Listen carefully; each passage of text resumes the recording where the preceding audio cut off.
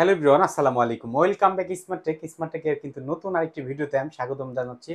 হাফিজুল ইসলাম সুমন বরাবরের মতোই কিন্তু আপনাদের সামনে কিন্তু আরেকটি সেল পোস্ট নিয়ে হাজির হলাম। এটি কিন্তু আমার খুব কাছের এক ভাই, কাছের বলবো এই কারণেই, কিন্তু তিনি কিন্তু রেগুলারই আমাদের পেজে নক করেন, বিভিন্ন ফোন সম্পর্কে জানার চেষ্টা করেন।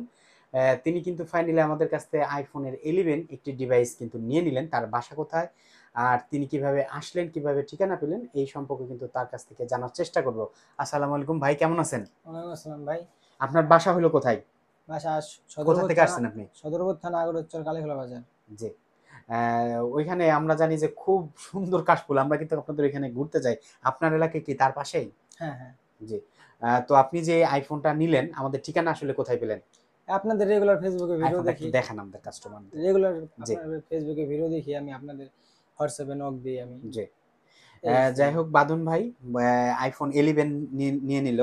বাদন ভাই কিন্তু ফাইনালি আইফোন 11 নিয়ে নিল, white colour, 128 GB, 88% battery health, খুবই দুর্দান্ত পারফরমেন্স করা একটি ফোন। যারা চিন্তা করেন কন্টেন্ট বানান বা ভিডিও তৈরি করেন, খুব অল্প দামের মধ্যে ভালো ক্যামেরার ফোন কিনবেন, তারা কিন্তু চাইলে আইফোন 11 কিনতে পারেন বাদন ভাইয়ের মতন।